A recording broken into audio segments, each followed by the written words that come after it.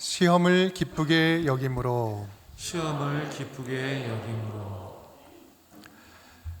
새해가 시작되면서 매일 주님과 잔치하는 교회라는 표를 가지고 잔치의 삶을 살자, 잔치의 삶을 살 수 있다라고 함께 말씀을 나누었습니다.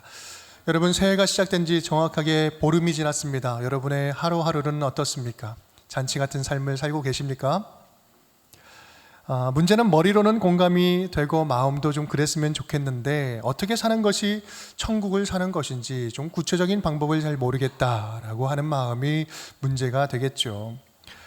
나름 마음 먹고 제대로 하나님의 자녀답게 살아보려고 하면 잘 되기는커녕 오히려 일이 더 꼬이는 경우들이 참 많이 있습니다. 마음은 원이로되 육신이 안 되기도 하고, 마음은 원하나 마음은 있지만 방법을 모르기도 하고, 방법을 알아도 반복적으로 자꾸 실패하고 넘어지기도 합니다. 그러면서 점점 우리의 믿음과 신앙이 식어지기도 하죠. 실제로 현실을 살아가면서 성도다운 성도, 크리스찬다운 크리스찬으로 살아가려고 할 때 그런 삶을 방해하는 것들이 참 많이 있습니다. 심한 방해가 있죠. 그런데 그런 방해에 대해서 성경은요, 2000년 전부터 그건 당연하다라고 말씀을 하고 계십니다. 디모데후서 3장 말씀. 무릇 그리스도 예수 안에서 경건하게 살고자 하는 자는 박해를 받으리라. 예전에도 그랬다는 거죠. 그때도 그랬고 2000년간 계속해서 그래왔다라는 것입니다. 그건 이상하게 여길 것이 아니다. 하나님의 자녀답게 사는 것이 말처럼 녹록지 않다. 왜? 세상의 공중곳에 잡은 세력이 끊임없이 방해하고 우리의 삶을 유혹하여 넘어지게 하고 있기 때문에 그렇다는 거죠. 그들의 목적은 단 하나입니다. 시련과 고난, 이 시험을 통해서 하나님과의 관계, 원래부터 설정되어 있는 이 하나님과의 관계를 깨트리고 무너뜨리고 삶을 넘어뜨리려고 하는 것이죠. 그래서 충분히 하나님의 자녀들은 천국을 살 수 있는데, 이 땅에서 예수와 함께 천국을 살 수 있는데 지옥을 살게 만드는 거예요. 그런 의미에서 지옥은 죽어서만 가는 곳이 지옥이 아니라 이 땅에서도 하나님 없는 삶, 하나님 없이 살아가는 그 현장이 곧 지옥이다라는 말씀입니다. 그렇게 이 땅에서 성도다운 삶을 사는 것을 방해를 합니다.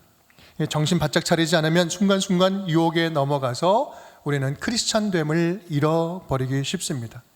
그렇게 세상 속에서 성도다운 삶을 사는데 실패하고 넘어지지 않도록 따끔하게 가르침을 주는 책이 있습니다. 그것이 바로 우리가 함께 읽은 야고보서 말씀이라는 거예요. 야고보서는 그리스도인이라고 말은 하지만 예수 그리스도의 향기가 전혀 나지 않고 순간순간 유혹에 빠져 천국을 지옥으로 살아가는 성도들을 향해서 구체적으로 어떻게 살아가는 것이 하나님의 자녀답게 살아가는지, 천국 백성처럼 살아가는지 가르침을 주고 있습니다. 그래서 앞으로 올해 상반기에는 이 야고보서 말씀을 차근차근 함께 따라 나가면서 강해 설교를 통해서 은혜를 나누고자 합니다. 시리즈 제목은 그 나라를 사는 법입니다. 그 나라를 사는 법. 야고보서를 통해서 그 나라를 사는 법을 배워가면서 성도다운 성도의 삶, 잔치의 삶이 회복되어 갔으면 좋겠습니다. 그렇다면 오늘은 그 첫 번째 시간으로 야고보서의 특징, 어떠한 특징을 가지고 있는지 간략하게 살펴보면서 시작하도록 하겠습니다. 우리 1장 1절 말씀 우리 함께 읽겠습니다. 하나님과 주 예수 그리스도의 종 야고보는 흩어져 있는 12지파에게 문안하노라. 아멘. 우리 1절에서는 서신서의 발신자와 수신자가 등장을 하고 있죠. 먼저 발신자가 있는데 야고보라고 이야기를 합니다. 신약에는 야고보가 4명 등장하는데 이 편지를 쓴 야고보는요, 예수님의 친동생, 동생 야고보였습니다. 이 사실에 대해서는 학자들의 이견이 없습니다. 예수님의 동생 야고보는 베드로와 함께 초대교회의 가장 중심이 되었던 영적 지도자였어요. 사도행전 15장을 보면 야고보는 예루살렘 공의회에서 초대교회에서 이방인 선교를 어떻게 할 것인지 그런 기준을 모든 유대인들에게 선포하는 아주 막중한 임무를 대표적으로 감당했던 인물이었습니다. 그렇게 큰 영향력을 가지고 있었던 지도자 야고보가 지금 초대교회에 흩어져 있는 유대인들에게, 흩어져 있는 그리스도인들에게 가르침을 주고 있습니다. 그러면 그 가르침의 내용은 어떤 특징이 있었을까? 다른 서신서와 비교할 때 이 야고보서는 어떤 독특한 특징이 있을까요? 그것은 야고보서는요, 이 복음의 핵심이라고 이야기할 수 있는 십자가와 부활에 대한 언급이 거의 나타나지 않습니다. 야고보는 복음의 기초라고 할 수 있는 예수님의 그 공생의 사역, 구속 사역에 대한 내용보다는 예수님께서 살아 계실 때 가르치셨던 내용, 하나님 나라 자녀답게 살아가는 하나님의 나라에 합당한 성도의 삶, 그것을 강조를 합니다. 그래서 그 내용을 쭉 이제 5장까지 보다 보면 예수님께서 산상수훈에서 말씀하셨던 그 내용들, 이미지들, 그 내용들이 아주 많이 반복적으로 비춰지듯이 등장을 합니다. 하나님 나라 백성들이 마땅히 살아야 할 삶의 윤리를 강조하고 있는 것이죠. 그래서 야고보서는 성도들의 실천적인 삶, 행함이 있는 온전한 믿음을 강조를 합니다. 그러다 보니 전통적으로 야고보서는요, 역사적으로 참 많은 오해를 받아왔습니다. 어떤 오해였을까요? 초대교회 신학의 중심이었던 사도 바울, 믿음으로 구원을 받는다, 이신칭의, 여러분 들어보셨죠? 믿음으로 구원받는다 라고 하는 이 교리에 반대되는 입장이다라고 그렇게 여기며 오해를 한 겁니다. 그래서 종교개혁자 마틴 루터도 야고보서를 서신서 중에서 제일 비중이 낮은 지푸라기 서신이다라고 표현을 하기도 했죠. 굉장히 유명한 일화이기도 합니다. 그런데 진짜 그럴까? 진짜 이 복음이 빠져있는 이신칭의와는 상관없는 그러한 복음일까? 본문의 그 구체적인 내용을 따라가다 보면, 연구하다 보면 어렵지 않게 이것은요, 기우요 명백한 오해임을 발견할 수 있습니다.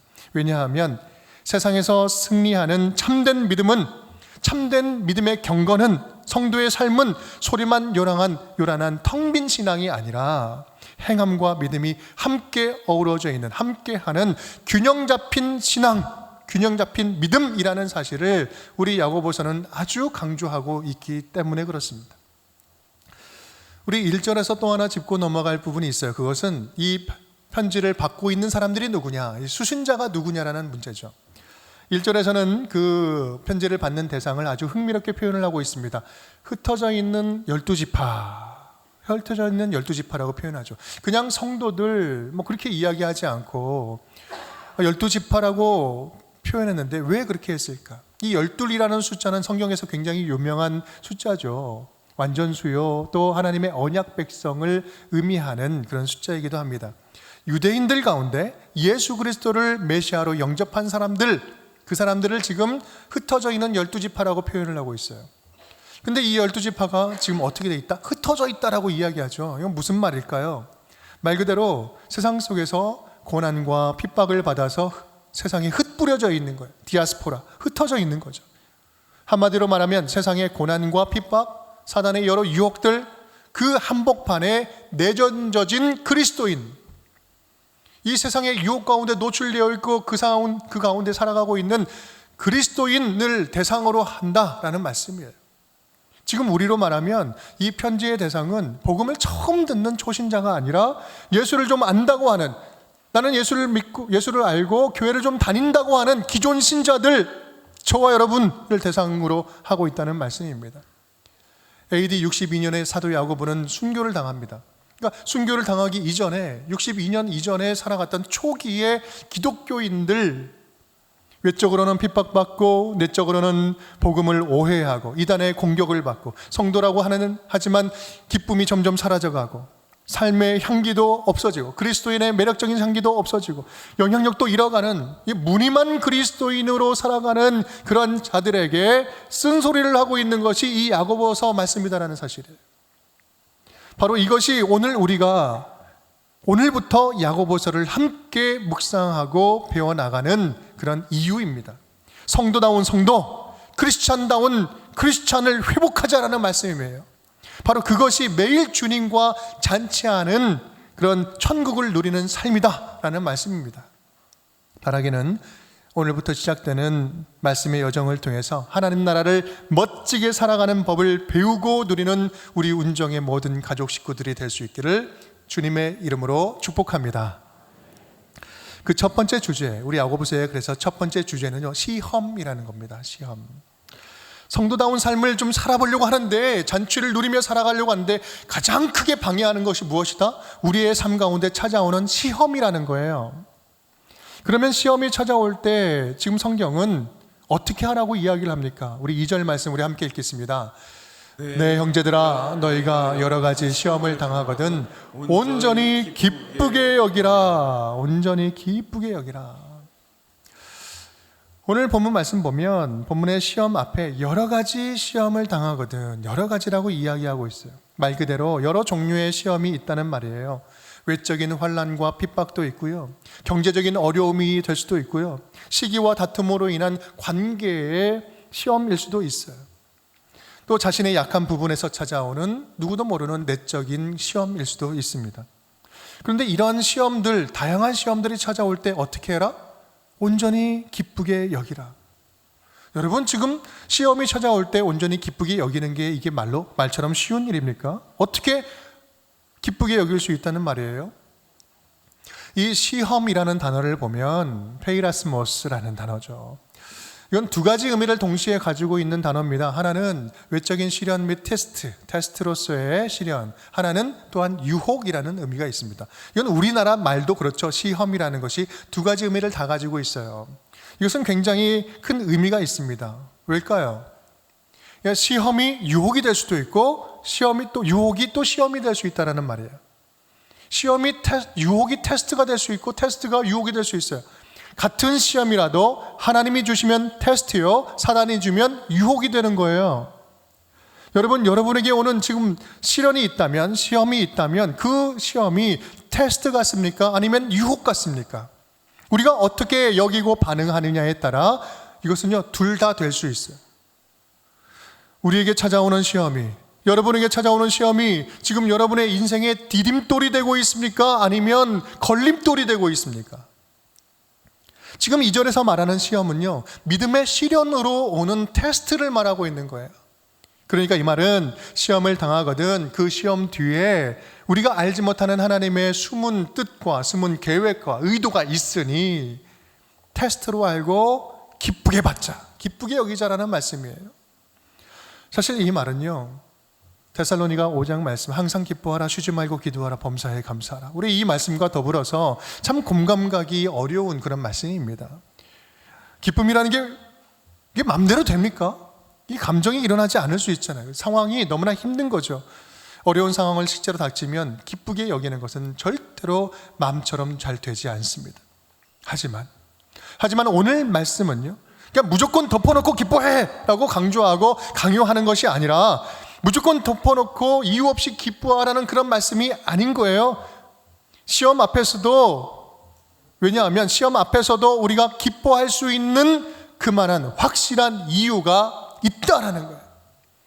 시험 앞에서도 기뻐할 이유가 있다라는 것을 이야기하는 거예요. 그렇다면 우리가 시험 앞에서도 기뻐할 수 있는 이유가 무엇일까? 첫 번째 함께 따라하겠습니다.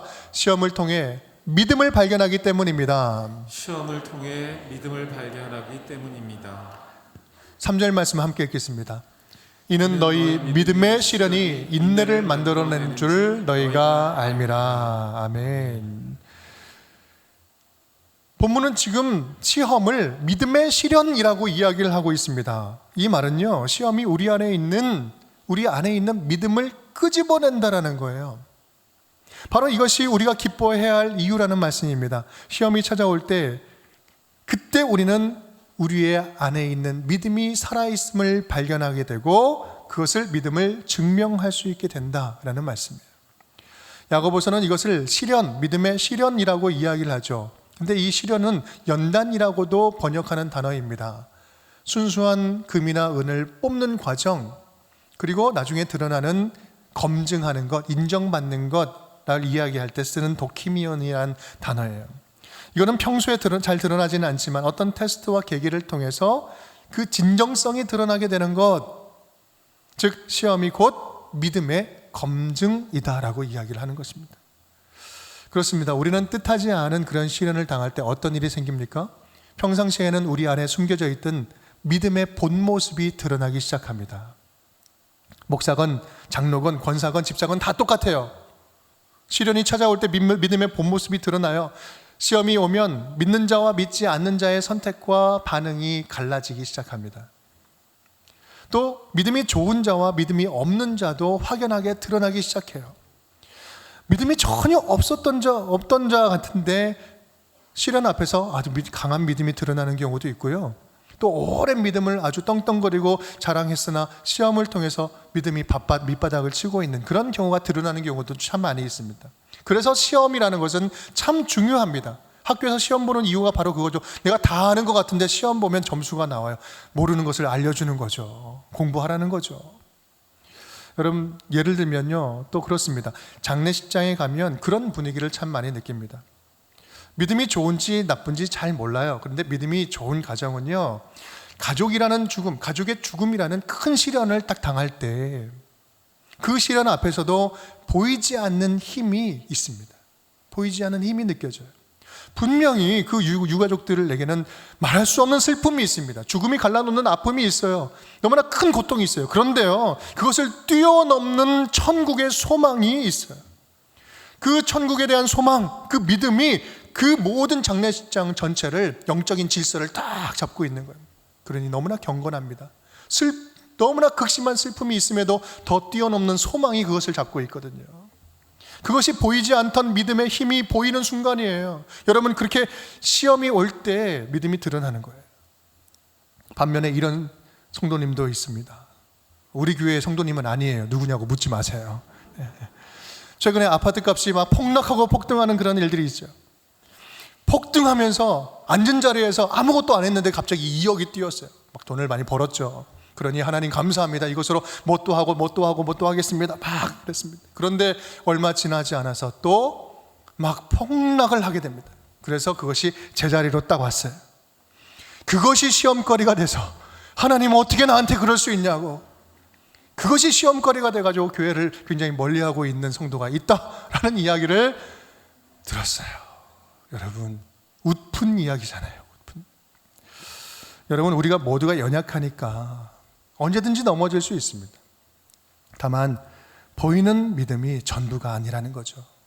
그래서 시험이 참 중요합니다. 그래서 하나님은 이 시험을 통해서 우리의 믿음을, 우리 안에 있는 믿음, 보이지 않는 믿음을 소환해내는 거예요. 그리고 동시에 그 시험을 극복할 믿음의 힘도 끄집어내십니다. 어떤 이에게는 믿음 없음을 깨닫게 해서 믿음을 회복시키시고, 또 어떤 성도들에게는 인생의 밑바닥에서 다시 힘차게 믿음으로 솟아나도록 힘을 부어주시는 거예요. 무엇으로? 시련을 통해서, 시험을 통해서. 또한 그것이 한 사람에게만 국한된 것이 아니라 함께하는 그 공동체, 옆에 있는 사람들에게 감동도 주고 도전도 주고, 그러면서 함께 믿음을 성장하게 해나가는 것이죠. 바로 이것이 시험이 주는 첫 번째 유익이다. 저와 여러분이 시험 앞에서 기쁘게 여길 수 있는 이유, 첫 번째 이유인 것입니다. 두 번째 이유 함께 따라하겠습니다. 시험을 통해 인내가 솟아나기 때문입니다. 시험을 통해 인내가 솟아나기 때문입니다. 우리 3절 4절 말씀 우리 함께 읽어보겠습니다. 밑줄 친 부분만 읽겠습니다. 이는 너의 믿음의 시련이 인내를 만들어내는 줄 너희가 알미라. 인내를 온전히 이루라. 믿음의 시련이 인내를 만들어내는 줄 너희가 알미라. 인내를 온전히 이루라. 여러분, 시험이 첫 번째 우리의 믿음을 소환했다면 두 번째로는 인내를 만들어냅니다.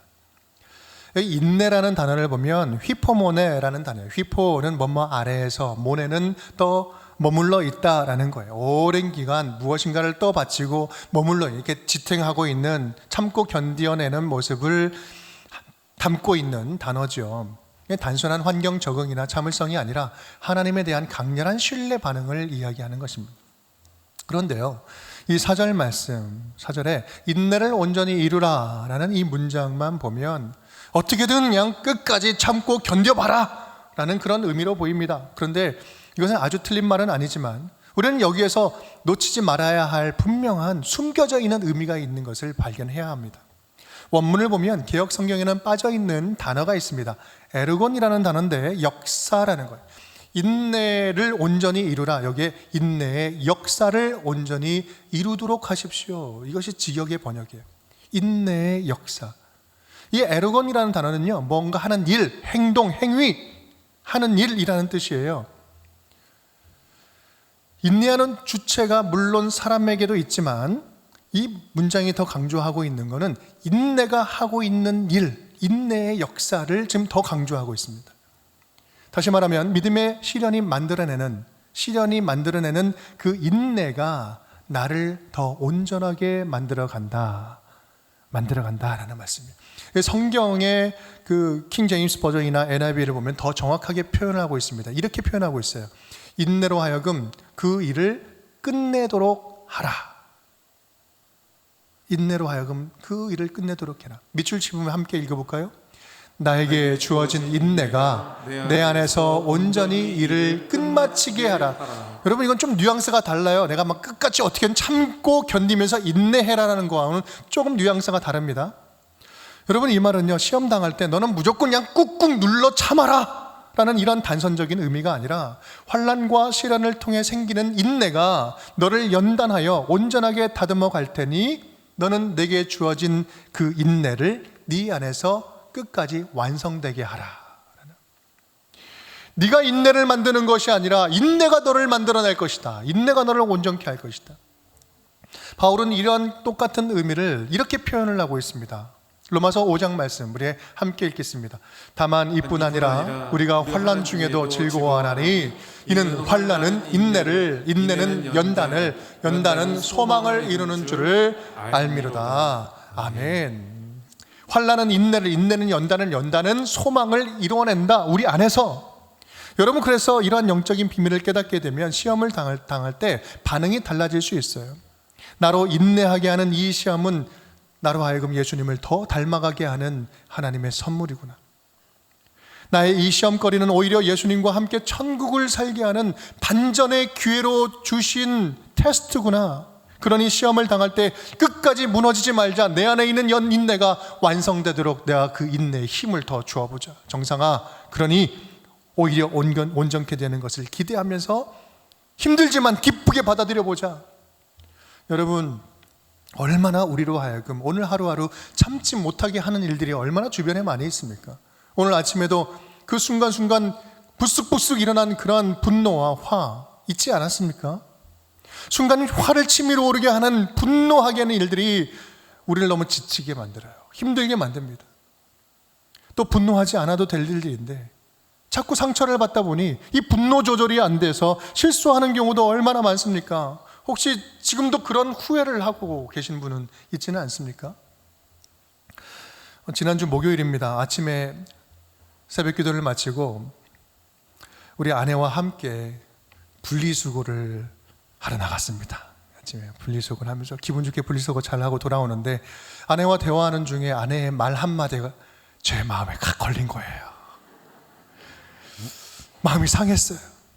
그래서 저도 한마디 딱 쐈습니다. 분위기가 싸해지더니 아침부터 냉전이 시작됐습니다. 따지고 보면 정말 아무것도 아니거든요. 정말 아무것도 아니에요. 근데 그 순간에는 정말 못 참겠는 거예요. 이 반복되는 패턴을. 와, 내가 언제까지 참아야 되나? 내가 언제까지 인내해야 되나? 그런데요, 이번 주 설교 주제가 인내잖아요. 바로 직전에 새벽 기도하면서 인내에 대한 말씀을 딱 받으면서 아, 그래 묵상하고 나왔는데 바로 넘어지는 거죠. 저는 그래서 말을 의도적으로 멈추고 그분과의 접촉을 피했습니다. 시간이 좀 지나니까요, 좀 멋쩍어지기도 하고 마음에 잔잔함이 찾아오면서 이런 생각이 드는 거예요. 참, 인내란 거는 뭐 대단한 게 아닌데 그 찰나의 순간을 잠깐 참아보는 건데, 잠시 찰나의 순간에 내 생각과 판단을 내려놓는 건데, 한숨만 참아보면 되는 건데, 그리고 그 찰나의 순간을 또 다른 순간으로 연결하면서 조금 늘려가는 건데, 그러면서 나를 잠깐 비우고 그 자리에 주님이 원하시는 마음이 무엇일까 한번 물어보고 나아가는 그 순간인데, 그렇게 대단한 건 아닌 것 같은데, 그런 생각이 들면서 저는 오늘 주시는 이 인내에 대한 말씀에 대해서 정말 선명하게 분명하게 이해가 되는 거예요. 내가 참고 인내하고 견디는 것은 내 참을성으로 인내하는 것이 아니라 내 안에 있는 예수님의 인내가 나로 하여금 인내하게 하는구나. 내 안에 있는 예수님의 인내가 나를 온전하게 만들어 가는구나 라는 말씀. 여러분, 저와 여러분의 인내심에는요, 분명히 한계가 있습니다. 좀 빠른 사람이 있고 좀 늦은 사람이 있고 좀 뭐 그런 정도의 차이는 있을 수 있어요. 하지만 우리는 인내심의 한계가 오면 모두가 다 폭발합니다. 하지만 내 삶의 주인이신 예수님이 내게 주신 주님의 인내, 예수님의 인내는 끝이 없어요. 한이 없습니다. 여러분, 이 사실에 대해서 사도 바울도 분명하게 인정하고 인식했어요. 그래서 디모데전서 1장 말씀 보면 이렇게 표현합니다. 내가 죄인 중에 내가 괴순이라. 그런데 내가 긍휼을 입은 까닭은 예수 그리스도께서 내게 먼저 일체 오래 참으심을 보이사 나는 죄인 중에 괴수입니다. 나는 결코 구원받지 못할 그러한 정말 괴수 중에 괴수입니다. 그런데 예수님이 나를 구원해 주려고, 나를 써주시려고, 나를 다시 회복시키려고 오래 참으셨다는 거예요. 일체 오래 참으시고 인내하시고 기다려주시고 꾹꾹 참아주심으로 내가 비로소 구원받을 수 있었습니다. 예수님이 그렇게 인내하신 것은 나로 하여금 본보기로 보여주셨습니다. 예수님은 저와 여러분을 얻기 위해서 그렇게 오래 참으셨어요. 여러분이 이 자리까지 오기까지 얼마나 주님이 기다리신지 아세요? 얼마나 참고 기다리신지 아세요? 그렇게 무시당하면서, 그렇게 외면당하면서 기다려줘서 여러분의 믿음의 문이 열려 지금 여기까지 온 거 아니겠습니까? 그것이 예수님 안에 있는 인내인 것입니다. 그렇다면 예수님 안에 있는 인내가 그렇게 끝이 없는 인내라면 우리 안에 예수께서 살아계신다면 바로 우리 안에도 예수님의 인내가 있다라는 말씀이에요. 내 안에 있는 인내는 내 능력이 아니라 예수님이 주시는 인내이기 때문에 끝까지 참고 견딜 수 있도록 주님께서 도와주신다라는 말씀이에요. 주님의 인내로 승리할 수 있다라는 말씀입니다. 그렇습니다. 우리가 시험을 당할 때 예수 그리스도를 찾고 만나고 예수님을 부르짖고 예수님과 동행하면서 그 찰나의 순간순간들을 주님께 내어 맡기고 그 기도로 내어 맡길 때 예수님께서 당신의 인내로 승리케 하실 줄 믿습니다. 그것이 복음이에요. 이 얼마나 감사한 것입니까? 이것을 야고보는 우리를 온전하게 만들어가는 선물이다 라고 표현을 하고 있어요. 바로 우리가 세 번째 기쁨으로 받아들여야 할 세 번째 이유가 바로 그것입니다. 함께 따라하겠습니다. 시험을 통해 온전함의 선물을 얻기 때문입니다. 시험을 통해 온전함의 선물을 얻기 때문입니다. 시험을 통해서 우리가 온전해지는 거예요. 우리 4절 말씀, 인내를 온전히 이루라. 다 함께 이는 너희로 온전하고 구비하여 조금도 부족함이 없게 하려 함이라.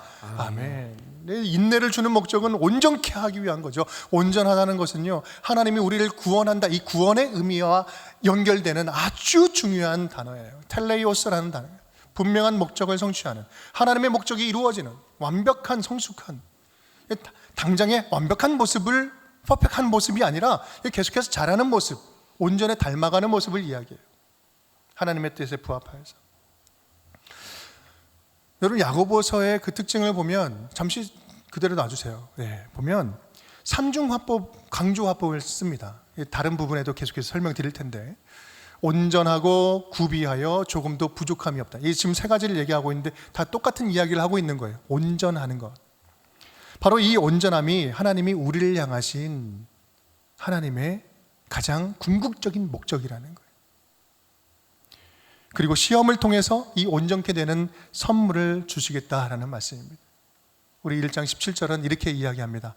온갖 좋은 은사와 온전한 선물이 다 위로부터 빛들의 아버지께로부터 내려오나니 그는 변함도 없으시고 회전하는 그림자도 없으시니라. 아멘. 우리 아버지께서 우리에게 주시는 것은 온전함이라는 선물이라는 거예요. 사랑하는 여러분, 우리는 우리 아버지께서 저와 여러분을 향해서, 지금 이 자리에 저와 여러분을 향해서 온전케 하시는 목적을 오늘도 가슴에 품고 있다는 사실을 분명히 기억해야 합니다. 주님께서 원하시는 것이 그거라는 거예요. 온전하다는 것은요, 한마디로 말하면 하나님을 닮아가는 거예요. 하나님을 닮아가는 거예요. 내가 거룩하니 어떻게 해라? 너희도 거룩해라. 너희는 나를 본받는 자가 되라. 이는 너희를 온전케 하려 함이니라. 그래서 근데 어떻게 우리가 하나님을 닮아갈 수 있습니까? 그래서 하나님께서 하나님의 형상을, 하나님이신데 인간의 모습으로 보내주셨잖아요. 바로 예수 그리스도. 예수님을 닮아가는 것, 예수님이 생각했던 것, 예수님이 말씀하신 것, 예수님이 우리에게 전해주시고자 하는 모습, 우리는 그 모습을 통해서 온전해져 가는 거예요. 예수님이 우리에게 선물인 거예요. 시험을 통하여서 시험이 찾아올 때 예수님을 만나고 예수님을 찾고 예수님과 동행함으로 우리는 온전해져 갈 수 있다. 바로 예수님이 우리에게 온전케 되는 길로 오신 것이죠. 내가 길과 진리와 생명이다 말씀하시고, 여러분, 우리에게 순간순간 달갑지 않게 찾아오는 여러 시련들, 고통스러운 상황들이 얼마나 많습니까? 당장이라도 떨쳐내고 싶은 상황들이 얼마나 많습니까? 그런데요, 그러한 시련과 환난과 고난으로 가득한 삶을 살면서 제발 두려워하지 말라고, 제발 외로워하지 말라고, 너는 절대로 혼자가 아니라고, 혼자 애쓰고 힘쓰지 말라고 우리 하나님께서는 예수 그리스도를 오늘도 우리에게 보내주십니다. 예수님이 우리와 함께하고 계십니다. 우리에게 찾아오는 시험이 사단의 유혹이 아니라 성장의 기회요, 하나님께서 원하시는 테스트, 믿음의 진보를 이루는 그런 성장이 될 수 있는 것은 우리가 예수와 함께 동행할 때에만 가능한 일입니다. 여러분, 지금 큰 어려움이 있습니까? 그 문제를 들고 지금 어디로 제일 먼저 달려가고 있습니까? 바로 그것이 예수님, 그 자리가 예수님이 아닌 다른 사람으로 대체하지 마십시오. 예수님과 함께 시험의 광야를 지난다면 내게 주신 환난은 인내는 연단을, 그리하여 그 연단이 우리에게 소망을 안겨주게 될 줄 믿습니다. 찬양, 이런 찬양 있잖아요. 예수가 함께 계시니 시험이 오나 겁없네, 기쁨의 근원 되시는 예수를 위해 삽시다. 날마다 주를 섬기며 언제나 주를 그리고 그 사랑 안에 살면서 딴 길로 가지 맙시다. 아멘. 예수와 함께 나아갈 때 주님께서는 그 시험을 테스트로, 성장의 기회로 바꾸어 주시고 그 연단을 통하여 정금처럼 나오게 하실 줄 믿습니다. 함께 읽으면서 마칠게요. 그러나 내가 가는 길을 그가 아시나니 그가 나를 단련하신 후에는 내가 순금같이 되어 나오리라. 아멘. 그렇게 예수 그리스도와 함께 시험을 테스트로 여겨 승리함으로 기쁨의 잔치 누리는 우리 운정의 모든 가족 식구들이 될 수 있기를 주님의 이름으로 축복합니다. 함께 따라하겠습니다. 시험을 당하거든 온전히 기쁘게 여기라. 시험을 당하거든 온전히 기쁘게 여기라. 시험을 통해 믿음을 발견하기 때문입니다. 시험을 통해 믿음을 발견하기 때문입니다. 시험을 통해 인내가 솟아나기 때문입니다. 시험을 통해 인내가 솟아나기 때문입니다. 시험을 통해 온전함의 선물을 얻기 때문입니다. 시험을 통해 온전함의 선물을 얻기 때문입니다.